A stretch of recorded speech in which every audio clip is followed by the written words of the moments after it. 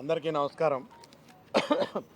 ఈరోజు కౌన్సిల్లో నేను ఇషాక్ బాషా గారు, చిపాయి సుబ్రహ్మణ్యం గారు పోతిరెడ్డిపాడు సంబంధించినటువంటి హెడ్ రెగ్యులేటర్ కానీ పనులకు సంబంధించి కానీ మరీ ముఖ్యంగా రాయలసీమ ఎత్తిపోతల పథకానికి సంబంధించి పనులు ఏ స్థాయిలో ఉన్నాయి, అదేవిధంగా పనులు ఎప్పుడు ప్రారంభిస్తారు అని చెప్పి దీనికి ఏమన్నా కాల పరిమితి నిర్ణయం చేసుకొని రాయలసీమ ప్రాంతానికి సాగునీరు అందించే ప్రయత్నం చేస్తున్నారా అని చెప్పి మేము అడగడం జరిగింది. దీంట్లో ముఖ్యంగా ఈరోజు చూస్తే మంత్రి గారు కానీ సభలో లోకేష్ గారు కూడా ఉన్నారు, ఫైనాన్స్ మినిస్టర్ ఉన్నారు.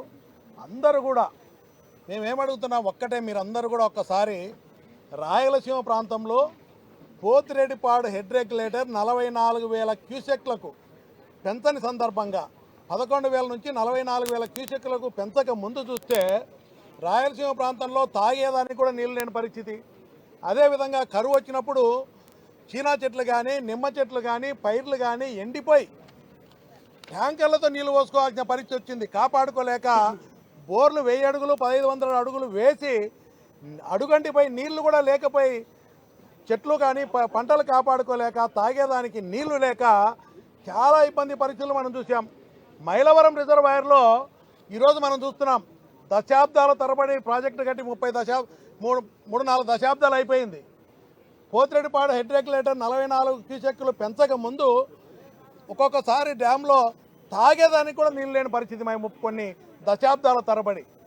ఆ పరిస్థితులలో రాయలసీమ చాలా దుర్భిక్షమైనటువంటి ప్రాంతం. అనంతపురం కానీ కడప కానీ అదేవిధంగా చిత్తూరు కానీ నెల్లూరు కూడా సోమశీలకు కానీ డిండికి సోమశీలకు కానీ అదేవిధంగా ఇవన్నీ కూడా ప్రాజెక్టులకు నీళ్ళు పోవాలన్నా, చెన్నైకి తాగునీరు కావాలన్నా, జిఎన్ఎస్ ప్రాజెక్టుకు ప్రధానంగా ఉన్నటువంటి ఈ గండికోట రిజర్వాయర్ కానీ అదేవిధంగా తెలుగుగంగ ప్రాజెక్టుకు కావాలన్నా అన్నిటికి కూడా ప్రధానమైనటువంటిది పోతిరెడ్డిపాడు హెడ్ రెగ్యులేటర్. మీరు ఒక్కసారి ఆలోచన చేస్తే రాయలసీమ ప్రాంతంలో మీరు అనుకుంటున్నారు ఈరోజు ఫ్లడ్స్ వచ్చినప్పుడు మాత్రమే చూస్తున్నాం. ఫ్లడ్ రాకుండా ఈరోజు పోతిరెడ్డిపాడు హెడ్ రెగ్యులేటరు మన 841 అడుగుల్లో నిర్మించబడింది. 854 అడుగులు ఉంటేనే 7,000 క్యూసెక్స్ వస్తాయి. 881 అడుగులు ఉంటే 44,000 క్యూసెక్స్ వస్తాయి. ఎప్పుడు ఆ లెవెల్ ఉండదు. వర్షాలు తక్కువైనప్పుడు, వర్షాభావ పరిస్థితులు ఏర్పడినప్పుడు 840 అడుగుల్లో కూడా వరద వచ్చే పరిస్థితి ఉంటుంది. ఈరోజు తెలంగాణలో చూస్తే 840 అడుగుల కంటే కింద నుంచే ఎన్నో ప్రాజెక్టులు కడుతున్నారు. ఈరోజు దాదాపు ఒక్క రోజుకు 6.95 టీఎంసీ తరలిస్తూ ఉన్నారు పవర్ జనరేషన్కి కానీ. అదేవిధంగా ఈరోజు మంత్రి గారు చెప్తా ఉన్నారు రాయలసీమ ఎత్తిపోతల పథకానికి ఏదో ట్రిబ్యునల్లో ఆపినారని. నేను ఒక్కటే క్వశ్చన్ సూటిగా అడుగుతున్నా, ఇవన్నీ చిత్తశుద్ధి లేని మాటలు మాట్లాడుతూ ఉన్నారు. రాయలసీమ ప్రాంతానికి అన్యాయం చేసే విధంగా మాట్లాడుతూ ఉన్నారు. నేను ఒకటే చెప్తున్నా, ఈరోజు చూస్తే నెట్టెంపాడు కలవకుర్తికి కానీ అదేవిధంగా పాలమూరు రంగారెడ్డికి కానీ డిండికి కానీ ఎక్కడ కూడా కృష్ణా బోర్డు కానీ కేంద్ర జల సంఘం కానీ అపెక్స్ కౌన్సిల్ కానీ ఏ పర్మిషన్లు లేకుండా తెలంగాణ రాష్ట్రం మొత్తం కూడా 800 అడుగుల నుంచే నీళ్లు తోడేసి శ్రీశైలం డ్యామ్ ఖాళీ అయ్యే పరిస్థితి. మనం 840 అడుగుల నుంచే వాళ్ళు నీళ్లు తోడేస్తున్నారు. 800 అడుగుల నుంచే 840 అడుగుల పైన 854 అడుగులు నీళ్లు ఉంటేనే మనం పోతిరెడ్డిపాడు నుంచి నీళ్ళు వస్తాయి. ఆ లెవెల్కి నీళ్లు రానప్పుడు పరిస్థితి ఏంటి? ఎడారిగా మారిపోతుంది రాయలసీమ. అందుకే ఇవన్నీ ఆలోచన చేసి ఆ రోజు రాజశేఖర రెడ్డి గారు పోతిరెడ్డిపాడు 44,000 క్యూసెక్స్కు పెంచడం వల్ల ఈరోజు డ్యామ్లలో నీళ్లు ఉన్నాయి. ఈరోజు కూటమి నాయకులు ఒక్కొక్కరు పోయి ఆ డ్యాముల కాడ పోయి నీళ్లు చూపిస్తున్నారు. ఈరోజు నీళ్లు ఉన్నాయంటే ఏమని అర్థము? పోతిరెడ్డిపాడు హెడ్ రెగ్యులేటర్ 44,000 క్యూసెక్స్లకు ఆ రోజు రాజశేఖర రెడ్డి చేసినారు. ఆ రోజు కూడా రాజకీయాలు చేసి ఈ ప్రాంతంలో కానీ ఇక్కడ కూడా ఈ బ్యారేజ్ మీద ఇరిగేషన్ మినిస్టర్ అప్పుడు కూడా మాజీ ఇరిగేషన్ మినిస్టర్ కూడా వ్యతిరేకంగా పోతిరెడ్డిపాడుకు తెలుగుదేశం పార్టీలో నినాదాలు చేయడం జరిగింది. తెలంగాణ వాళ్ళు అభ్యంతరం పెట్టినారు. ఆ రోజు కూడా రాజశేఖర రెడ్డి గారు ధైర్యంగా నాకు అన్ని ప్రాంతాలు సమానం, కరువు ప్రాంతమైన రాయలసీమకు నీళ్ళు అందించాలని చెప్పి హెడ్ రెగ్యులేటర్ 44,000 క్యూసెక్లకు పెంచినాడు. కాబట్టి ఇప్పుడు ఉపయోగం. ఈరోజు పరిస్థితి ఏంటి?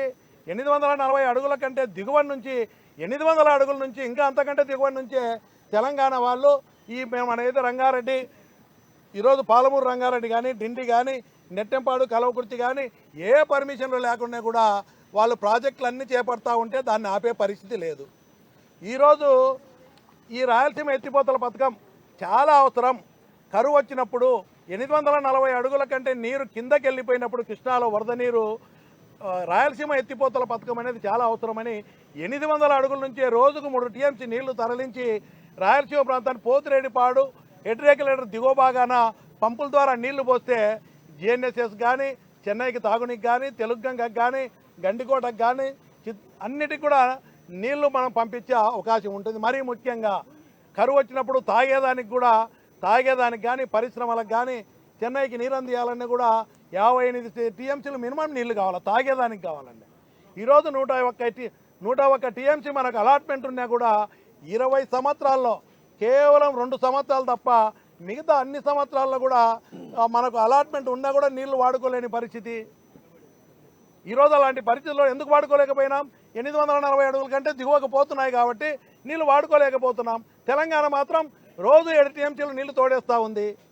ఇలాంటి పరిస్థితికి నివారణ చేయాలా, రాయలసీమకు న్యాయం జరగాలంటే ఖచ్చితంగా రాయలసీమ ప్రాజెక్టు అవసరం అని చెప్పి జగన్మోహన్ రెడ్డి గారు 2020 మేలో ఈ ప్రాజెక్టు 3850 కోట్లతో ప్రారంభించి దాదాపు 1000 కోట్లు పనులు కూడా పూర్తి చేయడం జరిగింది. కేవలం సబ్స్టేషన్ కూడా ఏర్పాటు చేయడం జరిగింది. పంపులు ఏర్పాటు చేస్తే ఆ నీళ్లు మనం ఎత్తిపోసుకునే అవకాశం ఉంది. దీంట్లో దొడ్డిదారిన అడ్డం వేయించారు, ట్రిబ్యునల్లో ఏదో అడ్డు వేయించారు. అదేవిధంగా మీరు ఒక్కసారి చూసే జగన్మోహన్ రెడ్డి గారు మళ్ళీ ఆలోచన చేసి ఆల్రెడీ మనకు అలాట్ అయినటువంటి నీళ్ళే వాడుకుంటున్నాము.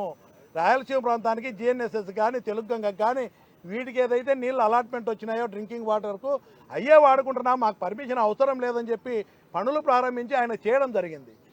రాయలసీమ మీద చిత్తశుద్ధితో పబ్లిసిటీ లేకుండా ప్రాజెక్టు పనులు పూర్తి చేసి రాయలసీమకు నీళ్ళు అందించాలని చిత్తశుద్ధితో జగన్మోహన్ రెడ్డి గారు ప్రయత్నం చేస్తే ఈరోజు నేను ఒకటే అడుగుతా ఉన్నా, మనం ఒకదాన్ని నిన్న ఇది ఎంత ఘోరం అండి. ఒక తెలంగాణ ముఖ్యమంత్రి ఎంత ధైర్యంగా చెప్తాడు, అయ్యా రాయలసీమ ఎత్తిపోతల పథకాన్ని చంద్రబాబు నాయుడుతో నేను ఏకాంతంగా సమావేశమై ఆయన నొప్పించి నేను ప్రాజెక్టును ఆపాను, ఆగిందో లేదో కావాలంటే కమిటీ వేస్తాను, మీరు వెళ్ళి చూసుకోండి అని చెప్పి ఒక ముఖ్యమంత్రి తెలంగాణ అసెంబ్లీలో మాట్లాడినటువంటి పరిస్థితి ఆ రోజు మనం చూసాం. జనవరి 3వ తారీఖున 2025లో రేవంత్ రెడ్డి గారు మాట్లాడినారు. ఈరోజు మేము ఒకటే అడుగుతున్నాం, అయ్యా మీరు రేవంత్ రెడ్డి గారు అసెంబ్లీలో మాట్లాడినట్టు ఆయనేం గొప్పగా చెప్పుకుంటున్నాడు, తెలంగాణ కోసం నేను చంద్రబాబు నాయుడుతో ఏకాంతంగా సమావేశమై నేను ప్రాజెక్టును ఆపించాను, మనకు తెలంగాణకు మేలు చేస్తున్నాను అనే విధంగా ఆయన మాట్లాడుతున్నారు. అంటే రాయలసీమ ప్రాంతానికి అన్యాయం చేస్తూ ఈరోజు ఒక ముఖ్యమంత్రి మాట్లాడుతున్నాడంటే, తెలంగాణ ముఖ్యమంత్రి ఆపానంటే వాళ్ళ కంట్రోల్లో ప్రభుత్వం నడుస్తూ ఉందా? ఈరోజు ఎవరి మీద చేశాడు? సాక్షాత్తు ఈ రాష్ట్ర ముఖ్యమంత్రి చంద్రబాబు నాయుడు గారినే ఒప్పించాను అని చెప్తున్నాడు. బాధ్యత గల పొజిషన్లో ఉన్నటువంటి ముఖ్యమంత్రి చంద్రబాబు నాయుడు గారు అందరూ అనుకున్నారు, ఇరిగేషన్ మినిస్టర్ కానీ, చంద్రబాబు నాయుడు గారు కానీ వెంటనే స్పందించి ఖండించి దీన్ని మేము చేపడతామని చెప్తారని చెప్పి ప్రజలందరూ కూడా ఎదురు చూశారు. కానీ ఈరోజు పరిస్థితి చూస్తే ఆ స్టేట్మెంట్ వచ్చిన తర్వాత ఈరోజు ఇరిగేషన్ మినిస్టర్ ఏం చెప్పాడు, అయ్యా రాయలసీమ ఎత్తిపోతల పథకం అవసరమే లేదు, ఉపయోగమే లేదని చెప్పి కుంటి సాకులు చెప్తా ఉన్నారు. చంద్రబాబు నాయుడు గారు, నాకు తెలుసు చంద్రబాబు నాయుడు గారికి చాలా అనుభవం ఉంది, కరువు పరిస్థితులు బాగా తెలుసు ఆయనకు.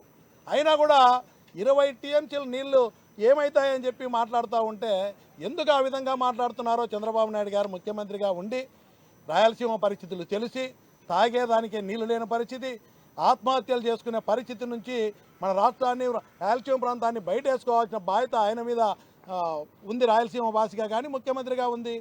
ఈరోజు చంద్రబాబు నాయుడు గారు కానీ కూడా ఖండించలేదు. ఈరోజు సభలే సూటిగా మేము కానీ అదేవిధంగా బొత్స గారు ఒకటే అడిగినారు, మంత్రి గారు ఎంతసేపు ఉన్నా ఏం చెప్తున్నారు, నేను ఒకటే అడుగుతున్నా, తెలంగాణలో కట్టే ఏ ప్రాజెక్టుకు పర్మిషన్ లేకుండా కడుతున్నారు, మనం ఆపలేకపోతున్నాం. ఈరోజు పట్టుసీమ ప్రాజెక్టుకు కానీ, పురుషోత్తపట్నం లిఫ్ట్ ఇరిగేషన్ కానీ ఎక్కడ పర్మిషన్లు ఉన్నాయండి? పర్మిషన్ లేకుండా మనమే కదా కట్టింది. దానికి 25 కోట్లు ఒక్కొక్క ప్రాజెక్టుకు పెనాల్టీ వేసింది గ్రీన్ ట్రిబ్యునల్. అదే మీరందరూ కూడా తెలంగాణలో కట్టుకోవచ్చు, ఇక్కడ పట్టిసీమకు పురుషోత్తపట్నానికి కూడా పర్మిషన్ లేకుండా ప్రాజెక్టులు నిర్మాణం చేయడం జరుగుతూ ఉంది. పోలవరానికి కూడా ముందు పర్మిషన్ లేకుండానే మొదలుపెట్టింది. ఈరోజు పట్టిసీమ కింద ఎందుకు పెనాల్టీ వేసినారు? పర్మిషన్ లేకుండా కట్టినారని. దీనికి మాత్రం రాయలసీమ ప్రాంతం ప్రాజెక్టు జగన్మోహన్ రెడ్డి గారికి పేరు వస్తుందని చెప్పి ఉద్దేశపూర్వకంగా కుట్ర పన్ని ఈరోజు దానికి ఏదో పర్మిషన్ లేవని కుంటి సాకులు చెప్పి రాయలసీమ ప్రాంతానికి ద్రోహం చేస్తున్నది కూటమి ప్రభుత్వం. దీంట్లో తెలుగుదేశం పార్టీకి, జనసేన పార్టీకి, బీజేపీ పార్టీకి కూడా ఈ పాపంలో అందరికీ భాగం ఉంది. నేను ఇప్పుడు కూడా డిమాండ్ చేస్తూ ఉన్నా, ఇప్పటికైనా ఈరోజు రాయలసీమకు పెద్దగా గొప్పగా చెప్తున్నారు. ఈరోజు పోతిరెడ్డిపాడు 44,000 క్యూసెక్స్లు ఉన్న 20 సంవత్సరాల్లో రెండు సంవత్సరాలు 3 సంవత్సరాలు మాత్రమే మనకు అలాట్ చేసిన నీళ్లు వాడుకున్నాం. హక్కుగా ఉన్న నీళ్లు వాడుకోలేని పరిస్థితి ఈరోజు. అందుకే జగన్మోహన్ రెడ్డి గారు ఏం చేశారు? రాయలసీమ కరువు నివారణ పథకం కింద 30,000 కోట్లు ఖర్చు పెట్టి టెండర్లు పిలిచి, అదేవిధంగా పోతిరెడ్డిపాడు హెడ్ రెగ్యులేటర్ నుంచి 80,000 క్యూసెక్స్ నీళ్లు తీసుకొని పోతిరెడ్డిపాడు కెనాల్ను కూడా వైడెన్ చేసి మిగతా రాజోలి ప్రాజెక్టు కానీ, జోలదరాశి కానీ, అంద్రినేవ కానీ కెనాల్స్ అన్నీ కూడా వెడల్పు చేసి ఎక్కువ నీళ్లు వాడుకునే దానికి చేపట్టినటువంటి ఆ ప్రాజెక్టు రాయలసీమ కరువు నివారణ ప్రాజెక్ట్ ఏదైతే ఎంతో అవసరమైనటువంటి ప్రాజెక్టును కూడా జగన్మోహన్ రెడ్డి గారు చేపట్టారని చెప్పి దాన్ని కూడా అటకెక్కించారు. అంటే మీరు రాయలసీమ ప్రాంతానికి సభలో మాత్రం గొప్పగా చెప్తారు, చేసే పనులన్నీ మాత్రం పూర్తిగా అన్యాయం చేస్తూ ఉన్నారు. రాయలసీమ ప్రాంతానికి రాయలసీమ ఎత్తిపోతల పథకం కానీ, జగన్మోహన్ రెడ్డి గారు ఏదైతే రాయలసీమ కరువు నివారణ కోసం చేపట్టినటువంటి 30,000 కోట్లు పెట్టి టెండర్లు పిలిచి 80,000 క్యూసెక్లకు పోతిరెడ్డిపాడు సామర్థ్యాన్ని పెంచి, అదేవిధంగా కేసీ కెనాల్ ఆయకట్టు కాపాడేదానికి కానీ, రాజోలి ప్రాజెక్టు కానీ, జోలదరాశి కానీ, అదేవిధంగా మిగతా అన్నీ కూడా జేఎన్ఎస్ఎస్ అన్ని ప్రాజెక్టులు మూడవ టన్నెల్, ఈరోజు అవుకులో ఒక టన్నెల్, మూడో టన్నెల్ కూడా చేయడం జరిగింది. ఇవన్నీ కూడా కాలువలు ఎడల్పు చేసే కార్యక్రమాన్ని కూడా మొదలుపెట్టి టెండర్లు పిలిస్తే దాన్ని అరకెక్కించారు. రాయలసీమ ప్రాంతానికి కూటమి ప్రభుత్వం పూర్తి అన్యాయం చేస్తూ ఉంది. నేను చంద్రబాబు నాయుడు గారిని, ఇరిగేషన్ మినిస్టర్ని కానీ మిగతా కూటమి నాయకులను డిమాండ్ చేస్తూ ఉన్నా, రాయలసీమ ఎత్తిపోతల పథకాన్ని, రాయలసీమ కరువు నివారణ పథకం చేపట్టినటువంటి జగన్మోహన్ రెడ్డి గారు చేపట్టినారని, జగన్మోహన్ రెడ్డి గారికి పేరు వస్తుందని చెప్పి దురుద్దేశంతో, ఒక వ్యక్తి మీద కోపంతో రాయలసీమకు అన్యాయం చేయొద్దు.